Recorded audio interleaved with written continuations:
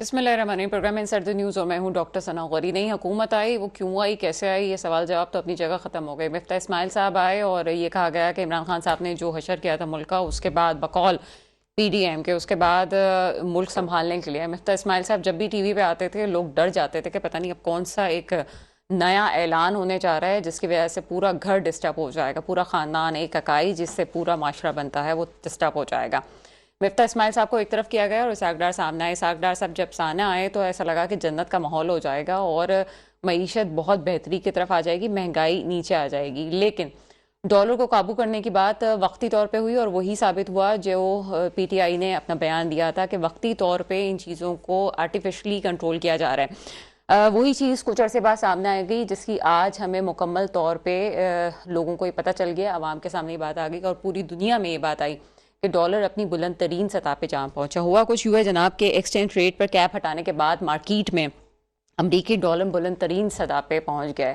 ایک طرح سے فی الحال اگر اس کو کرٹیسائز نہ بھی کیا جائے تو ایک طرح سے اچھا یوں ہے کہ وقتی طور پہ تو یہ برا لگ رہا ہے، لیکن پاکستان کی اکانومی کے لیے بہتر نوید آگے ہمیں نظر آتی ہے۔ وہ کیوں جناب؟ اس لیے کہ جو ہنڈی کے ذریعے سے رقوم بھجوائی جاتی تھی، ڈالر بھجوایا جاتا تھا، وہ ایک طرح کی منی لانڈرنگ ہی آپ کہہ لیں کہ جو گورنمنٹ کے کھاتے میں نہیں آتی تھی، اب اس سے یہ ہوگا کہ وہ جو ڈالر ہیں وہ صحیح راستے سے پاکستان پہنچیں گے۔ اسحاق ڈار ابھی بھی یہ بات کہہ رہے ہیں کہ اگر کچھ عرصے ہم نے یہ مشکل فیصلہ، جو ہم مشکل فیصلوں کی بات ہمیشہ سن رہے تھے کہ مشکل فیصلے کب ہوں گے، کون کرے گا، بیچ میں ٹیکنوکریٹ گورنمنٹ کی بھی بات آئی کہ مشکل فیصلے کرنے کے لیے ان کو شاید بٹھانا پڑے گا، تو جناب اب شاید یہ مشکل فیصلہ ہو گیا اور آگے ہمیں ایسا کچھ صورتحال خدا کرے کہ وہی ہو جو اسحاق ڈار صاحب کہہ رہے ہیں کہ بہتری آئے گی۔ بہتری آنی بھی چاہیے، خود ان کی سیاست کو بھی بچانے کے لیے بہتری ضروری ہے اور پاکستان کو بھی بچانے کے لیے ضروری ہے۔ ڈالر تو ایک طرف اوپر گیا ہے لیکن اس کے ساتھ ساتھ ملک کی تاریخ میں قرضے بھی ایک دم بلند ترین سطح پہ پہنچ گئے، یعنی کہ جتنا پاکستان پہ اور پاکستان کی عوام پہ ایک ایک فرد پہ قرض تھا وہ تقریباً 3 گنا زیادہ ہو گیا۔ یہ بھی آپ سوچئے کہ 3 گنا زیادہ ہو گیا۔ ڈالر کو کنٹرول کرنے کے لیے فی الحال تو یہی کیا جا سکتا ہے جناب کہ اس کو آپ کی ایکسپورٹ کو بڑھایا جائے۔ جب تک ایکسپورٹ کو نہیں بڑھایا جائے گا چیزیں بڑھیں گی نہیں۔ عمران خان صاحب کا پی ٹی آئی کا موقف یہ ہے کہ چونکہ اوورسیز پاکستانیوں کی تمام ہمدردیاں ان کے ساتھ تھی تو ڈالر باہر سے آ رہا تھا، لیکن یہ بھی سوچنے کی بات ہے گراؤنڈ ریئلٹیز یہ ہیں کہ وہ ڈالر کس طرح سے آ رہا تھا۔ اگر وہ واقعی غیر قانونی چینل سے آ رہا تھا تو پاکستان کے لیے کسی صورت بھی فائدہ مند نہیں تھا۔ تمام چیزیں اپنی جگہ۔ دوسری طرف فواد چودھری صاحب کی گرفتاری سیاست میں کوئی اچھا شگون نہیں ہے یہ کہ اگر آپ بات کریں کہ بڑا اچھا ہوا ہے تو ہم اس کو کل بھی کرٹیسائز کر رہے تھے، آج بھی کریں گے۔ کسی بھی سیاستدان کی گرفتاری کوئی اچھی بات نہیں ہوتی، جمہوریت کا تقاضا ہے کہ چیزوں کو چلنے دیا جائے، لیکن فواد چودھری صاحب کا بیان بھی اتنا تلخ تھا کہ الیکشن کمیشن کو اس پہ ایکشن لینا پڑا۔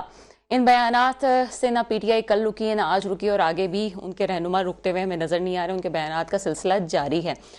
تیسری طرف پنجاب کابینہ نے اپنا حلف اٹھا لیا۔ محسن نقوی صاحب کے حوالے سے 10 باتیں ہوتی رہیں، کچھ بھی چیزیں اختلاف اپنی جگہ، لیکن پنجاب کی کابینہ نے جو حلف اٹھا لیا ہے اور اس وقت صورتحال یہ ہے کہ جو قومی اسمبلی ہے اس میں 60 دنوں میں انتخابات ہونا ضروری ہیں۔ ملک کی جو موجودہ صورتحال ہے اگر اس میں قومی اسمبلی کی سیٹوں پہ انتخابات ہوتے ہیں تو پی ڈی ایم میں شامل تمام جماعتیں، چاہے وہ پیپلز پارٹی ہو، چاہے وہ مسلم league known who, P T I ہو، وہ کس طرح سے جسٹیفائی کرے گی کہ وہ ملک کے سامنے، عوام کے سامنے کس طرح سے چیزوں کو لے کے آئے گی۔ دوسری طرف جو پنجاب حکومت کی بات ہو رہی ہے تو یہ بھی شاید عوام کے علم میں، عام لوگوں کے علم میں نہیں ہوتا کہ پنجاب حکومت کے جو الیکشنز ہیں وہ 90 دن میں ہونے والے ہیں اور دوسرے بھی گورنمنٹ جو ہے وہ 90 دن میں ہونے ضروری ہیں، چاہے وہ کے بھی ہوں، لیکن جو ابھی قومی اسمبلی کے ہیں وہ اب الیکشن جو ہیں وہ 60 دنوں میں ہونے جائیں گے۔ اس میں کیا اسٹریٹجی ہوگی، ان تمام موضوعات بات کریں گے۔ کچھ لوکل گورنمنٹ کے حوالے سے بات کریں گے، پیپلز پارٹی اور جماعت اسلامی تحریک انصاف کا اپنا موقف کیا ہے، پروگرام کے آخری سے اس پہ بات کریں گے۔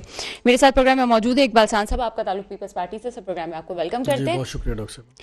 ان کے ساتھ موجود ہے عرفان اللہ خان صاحب، آپ رہنما تحریک انصاف ہے، سب پروگرام میں آپ کو ویلکم کرتے ہیں۔ اور ساتھ موجود ہیں عظیم انور صاحب، رہنما جماعت اسلامی، سب پروگرام میں آپ کو ویلکم کریں گے۔ اقبال سان صاحب، آپ کی گورنمنٹ آئی تھی، مہنگائی کے خلاف مارچ آپ نے نکالا تھا، بڑی مہنگائی ہو گئی تھی، بڑے برے حالات تھے، اب کیا سمجھتے ہیں حالات بہتر ہیں؟ اعوذ باللہ من الشیطان الرجیم، بسم اللہ الرحمن الرحیم۔ ڈاکٹر صاحب، آپ کو، میرے ساتھیوں کو، دیکھنے والوں، سننے والوں کو، سب کو السلام علیکم۔ دیکھیں، اس میں کوئی دو رائے نہیں ہے کہ اگر میں کہوں کہ جی ہم نے مہنگائی کے خلاف مارچ کیا تھا اور آج مہنگائی نہیں ہے تو شاید یہ غلط بیانی ہوگی، اور اس میں کوئی دو رائے نہیں ہے کہ پاکستان کی جو موجودہ صورتحال ہے فائنینشیل کنڈیشن کے پوائنٹ آف ویو سے وہ کوئی خاطر خواہ کوئی بہتر نہیں ہے. کوششیں جاری ہیں. ابھی آپ نے اپنے انٹرو میں بھی کہا کہ ڈالر کو جس طرح ابھی اوپن کیا ہے اس سے استحکام آئے گا, ہماری کرنسی میں بھی استحکام آئے گا, ڈالر میں بھی استحکام آئے گا, اور جو حوالہ اور ہنڈی کے ذریعے ظاہر ہے مختلف, جیسے مفتہ اسماعیل صاحب کا آپ نے ذکر کیا اور اسحاق ڈار صاحب کا ذکر کیا, ہو سکتا ہے کہ ان کا مائنڈ سیٹ کچھ اور ہو, اسحاق ڈار صاحب کا کچھ اور ہو. دیکھیں میں کوئی فائنینشیل ایکسپرٹ تو نہیں ہوں, لیکن ہم چیزیں دیکھتے ہیں اسی کو ڈسکس کرتے ہیں. پاکستان جن حالات سے گزر رہا ہے, میں یہ سمجھتا ہوں کہ اس وقت چاہے پاکستان پیپلز پارٹی ہو, پی ڈی ایم ہو, تحریک انصاف ہو, یا کوئی بھی سیاسی جماعت ہو, اس وقت ہم سب کو مل کے پاکستان کی طرف دیکھنا چاہیے, نہ کہ اپنی سیاست کی طرف دیکھنا چاہیے. اگر سیاسی پوائنٹ آف ویو سے دیکھیں تو جو صورتحال گورنمنٹ لینے کے بعد, عدم اعتماد کی تحریک کے بعد, جو اس وقت موجودہ گورنمنٹ میں جو بھی کولیشن پارٹنرز ہیں, سیاسی نقصان جو اتنا ہوا ہے, شاید آج سے پہلے میں بھی ایز اے پولیٹیکل ورکر مجھے نہیں لگتا کہ کبھی اتنا نقصان پولیٹیکل پارٹیز کو حکومت میں رہتے ہوئے ہو جتنا یہ فرسٹ ٹائم ہوتا ہوا ہمیں نظر آ رہا ہے. لیکن کیا ایسی صورتحال میں الیکشن کروا کے جان چھڑوانا بہتر تھا یا ملک کو اسٹیبل کرنا بہتر تھا؟ تو میں سمجھتا ہوں کہ موجودہ گورنمنٹ میں جتنی بھی سیاسی جماعتیں انہوں نے متفقہ طور پر یہ فیصلہ کیا کہ ہمیں ان سخت حالات کا سامنا کرنا چاہیے, ہمیں اس سے بھاگنا نہیں چاہیے, باوجود اس کے کہ سیاسی اعتبار سے تمام پولیٹیکل پارٹی جو اس وقت گورنمنٹ میں ہیں ان سب کو لاس ہو رہا ہے. لیکن دوسری طرف ہم دیکھتے ہیں کہ جو اس وقت اپوزیشن میں ہے تحریک انصاف, جو 10 ماہ 9 ماہ پہلے اقتدار میں تھی, تو حالات اس وقت بھی کوئی بہتر نہیں تھے حالات.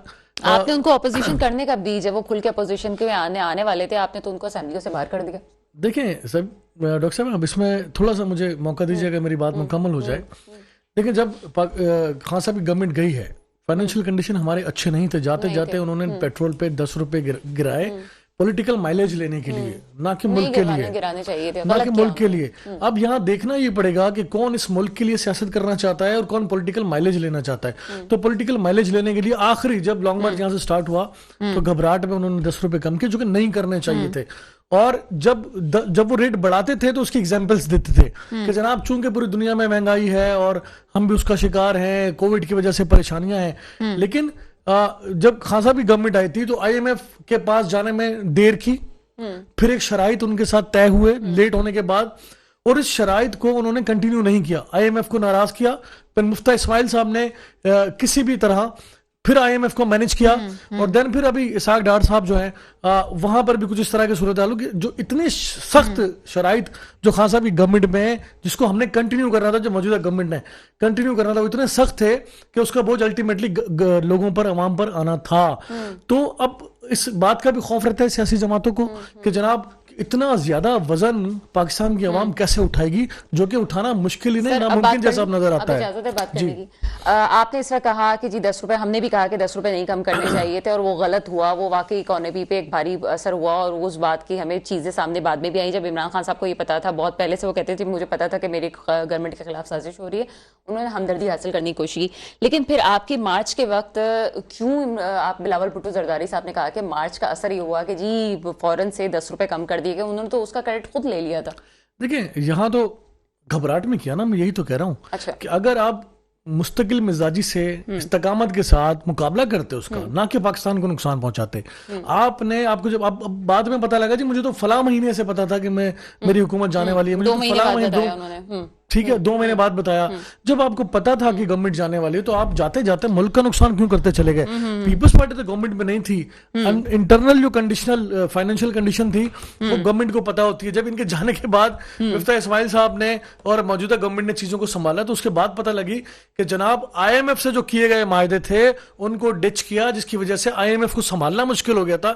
یہ سب لاسز ہوئے پاکستان کے, پولیٹیکل پارٹیز کے نہیں ہوئے, لاسز ہوئے پاکستان کے, اور وہ لاسز پاکستان آج تک افورڈ کر رہا ہے. وہ لاسز پاکستان اب تک افورڈ کر رہا ہے. لیکن کچھ اچھی بات یہ بھی ہے کہ آئی ایم ایف کی جو ٹیم ہے وہ پاکستان آ رہی ہے. 9 فروری کہا جا رہا ہے کہ وہ پاکستان آئے گی, اس کے بعد مذاکرات ہوں گے. امید ضرور ہے, ان کی شرائط اپنی جگہ, لیکن اسحاق ڈار اور ان کی ٹیم کسی نہ کسی طرح ان کو بنا لے گی. آپ کی طرف آتے ہیں عرفان اللہ خان صاحب, مجھے نہیں پتا آپ کے نام کے ساتھ بار بار نیازی اس میں لکھا ہوا نہیں, اور مجھے یاد آ رہا تھا کہ آپ کا نام نیازی بھی ہے.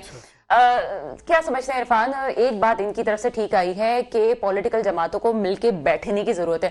خان صاحب کا رویہ اس وقت بالکل بھی ایک شروع سے ان کا رویہ کوئی کمپرومائزنگ رہا نہیں ہے.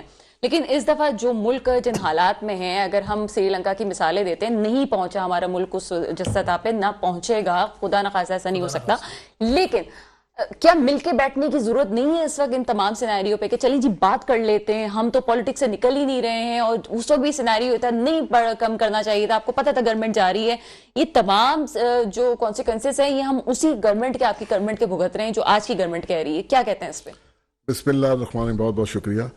دیکھیں یہ کیا آرائیاں تو چلتی آ رہی ہیں، ان کے ساتھ بیٹھنا ہمیں کیوں پسند نہیں ہے کہ جس شخص کے اوپر فرد جرم عائد ہونی چاہیے تھی اور اس کو پرائم منسٹر بنا دیا جائے، اس کے ساتھ بیٹھنا گوارا ہوتا ہے.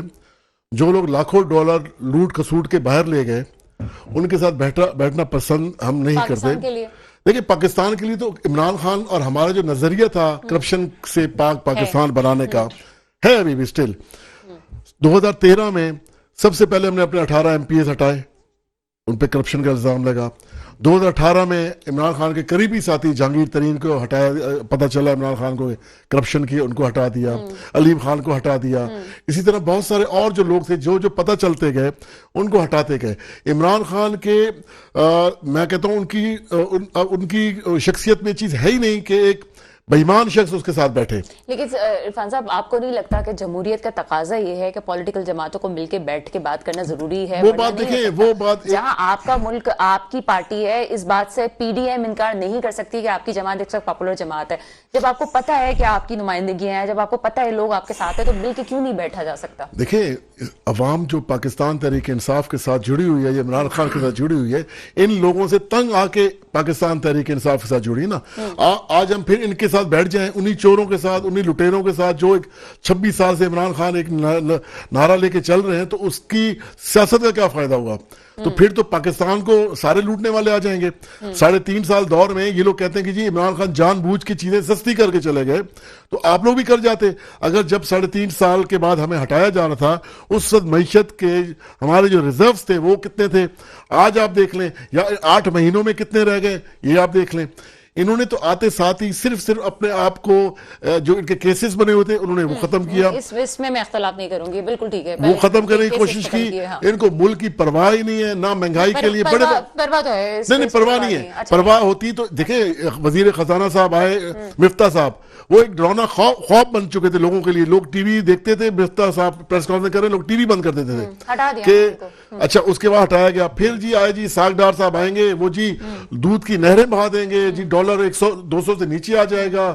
آج پاکستان کی تاریخ میں 25 روپیہ ہمارا نیچے گرا، اور ان کو احساس ہی نہیں ہے کہ ہم اپنے کرنسی، اپنے غریبوں ویسے پاکستان کی تاریخ میں مفتاح جیسے معصوم آدمی بھی نہیں ہے اب. یہ تو سارے معصوم ہے نا، یہ تو سارے معصوم ہے. ایک تو 4 ہفتے کے لیے گیا تھا، وہ الگ معصوم ہے.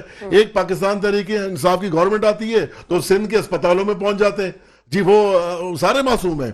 لوٹنے تک کے معصوم. ان کے لاکھوں ڈالر باہر پڑے ہوئے. یہ جو ایک دم ڈالر جو اوپر گیا، یہ تو ارب پتی بیٹھے بیٹھائے سارے ارب پتی ہو گئے. تو یہی تو ہمارا، ہم کہتے ہیں آئیں اپنے ڈالر، اپنے پیسہ جو ملک سے لوٹ کے لو پاکستان میں لے آؤ، ہم آپ کے ساتھ بیٹھنے کے لیے تیار ہیں. اگر یہ کہتے ہیں کہ ہم یہ لوٹ کا سوٹ کا بازار گرم رکھیں گے تو پاکستان کا تو پھر اللہ ہی حافظ ہے. پھر تو عمران خان صحیح کہتا ہے کہ خدا نہ خواستہ سری لنکا جیسے حالات نہ ہو جائے ہمارے. تو یہ چیزیں سامنے مد نظر رکھتے ہوئے ان کو خوف جو ہے عمران خان کا، صبح اٹھتے دوپہر شام جی مہنگائی ہو گئی عمران خان، جی باہر سے ڈالر مہنگا ہو گیا عمران خان، ہر بات میں عمران خان کی مقبولیت کم کر ہی نہیں سکتے چاہے کچھ بھی کر لیں.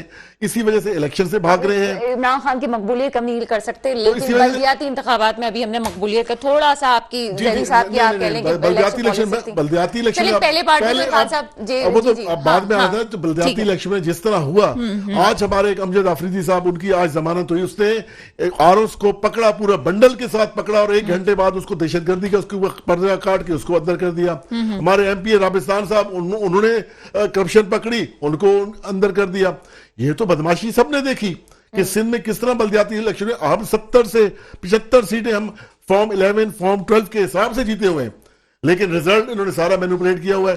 ان کے پولیس، ان کی سارا کچھ، انہوں نے ہر چیز اس کو اس طرح مینوپولیٹ کیا کہ سارے رو رہے ہیں. میں اس پہ آخری پارٹ پہ ہم اس پہ ہی بات کریں گے. عظیم کی طرف چلتے ہیں. عظیم، کاروباری لحاظ سے پاکستان کو اس وقت بڑا دھچکا ہوا ہے، جو کاروباری افراد ہیں وہ پریشان ہیں.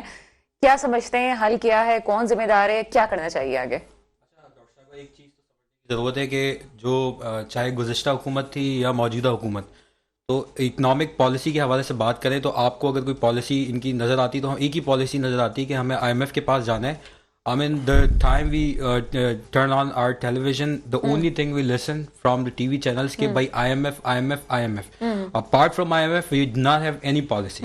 تو یہ بات سمجھنے کی ضرورت ہے کہ ان کے پاس کوئی، سب کو پتہ ہے، آپ بھی جانتی ہیں کہ جب تک ہمارے ایکسپورٹ جو ہے وہ بڑھے گی نہیں، اور جب تک ہم امپورٹ اور ایکسپورٹ کا ایک بیلنس آف پیمنٹ جب تک اسٹیبلش نہیں کر پائیں گے، تب تک معاشی جو اصلاحات ہیں یا معاشی جو گروتھ ہے وہ پاسبل نہیں ہے. اب آ جائیے معاشی گروتھ کس طریقے سے ہوگی. ایگریکلچر کے اندر آپ جو لانگ ٹرم پالیسی کی بات کرتی ہے جماعت اسلامی، کہ جب تک پاکستان کے اندر ایگریکلچر ریفارم نہیں ہوگی. کچھ ہے عظیم، میں ایک چھوٹا سا بریک لیتی ہوں، بریک کے فوراً بعد آپ کے سامنے آتی ہوں. بریک لیتے ہیں، عظیم سے مزید اس حوالے سے بات کرتے ہیں.